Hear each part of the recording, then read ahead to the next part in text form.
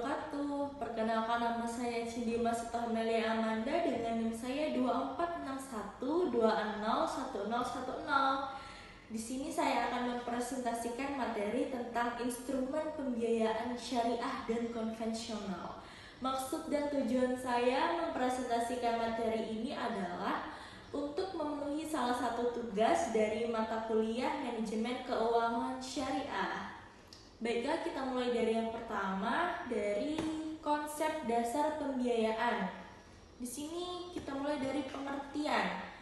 Pengertian pembiayaan dalam arti sempit itu berupa dana dari lembaga keuangan, sedangkan dalam arti luas, penyaluran dana untuk aktivitas ekonomi dengan kesepakatan pengembalian. Sedangkan menurut Kasmir, pembiayaan itu merupakan pemberian uang atau tagihan dengan kontrak pengembalian. Kontrak pengembalian ini berupa perjanjian antar bank dengan pihak lain yang mewajibkan pemodal untuk mengembalikan uang atau tagihan tersebut dalam jangka waktu tertentu. Kemudian kita masuk ke tujuan pembiayaan. Di sini yang pertama ada bantu perkembangan usaha skala mikro. Sebenarnya itu tidak hanya usaha skala mikro, tetapi bisa usaha skala kecil, menengah maupun besar. Di sini itu maksudnya melalui jasa penyedia dana yang tepat waktu, usaha bisa memperluas kapasitas produksi, meningkatkan produk dan jasa, serta meningkatkan dan mengembangkan jaringan pemasaran. Kemudian yang kedua ada tingkatkan investasi pada aset produktif. Di sini itu maksudnya dengan adanya akses yang mudah ke sumber daya keuangan, badan usaha itu lebih termotivasi untuk melakukan investasi pada aset produktif seperti mesin produksi, peralatan teknologi, atau pengembangan usaha baru. Bisa jadi juga pengembangan bisnis baru. Kemudian untuk yang ketiga itu ada naikkan kesejahteraan. Di sini itu maksudnya usaha yang baik itu bisa meningkatkan atau menciptakan lapangan pekerjaan yang baru. Dan dari lapangan pekerjaan yang baru ini dapat meningkatkan pendapatan masyarakat.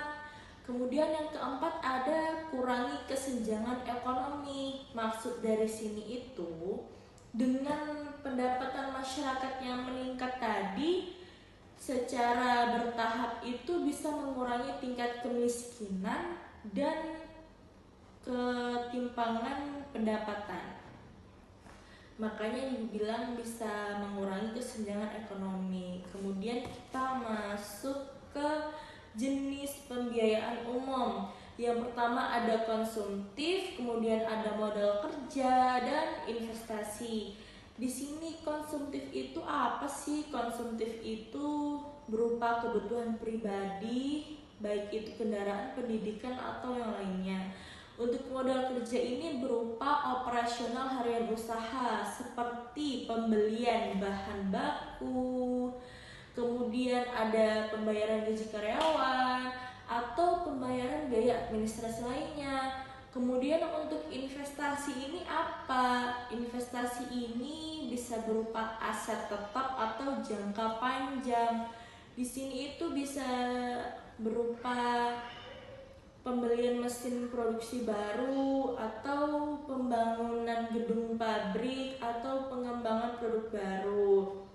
Jangka waktu yang digunakan ini pun biasanya lebih panjang karena diharapkan investasi yang dilakukan itu bisa memberikan pengembalian dalam jangka waktu yang panjang.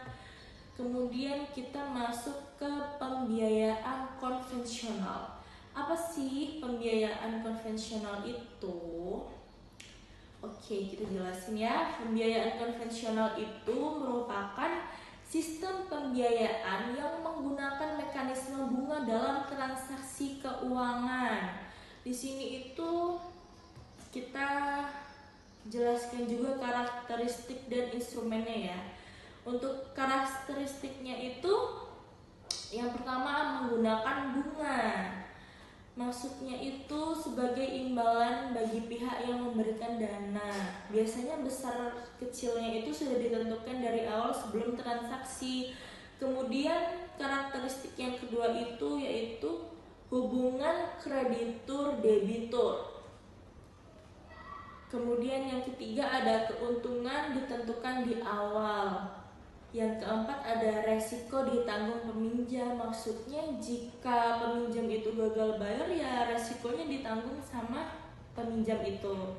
Kemudian untuk instrumennya ada kredit modal kerja, kredit investasi, kredit konsumtif, lelang, ataupun kredit tanpa anggunan. Apa sih semua ini? Oke, kita jelasin. Kredit modal kerja itu seperti fasilitas pendanaan yang diberikan untuk mendukung operasional harian usaha.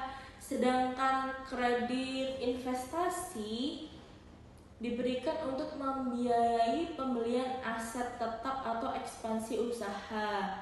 Untuk kredit konsumtif itu digunakan untuk memenuhi kebutuhan konsumsi individu seperti kendaraan, pendidikan, dan lain-lain.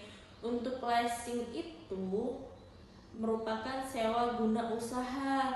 Sedangkan kredit tanpa anggunan biasanya pembiayaan yang tidak memerlukan jaminan dan anggunan. Oke, kita lanjut ke pembiayaan syariah. Pengertiannya, pembiayaan syariah itu pembiayaan yang menggunakan prinsip syariah dan bebas riba, gharar, dan masyir.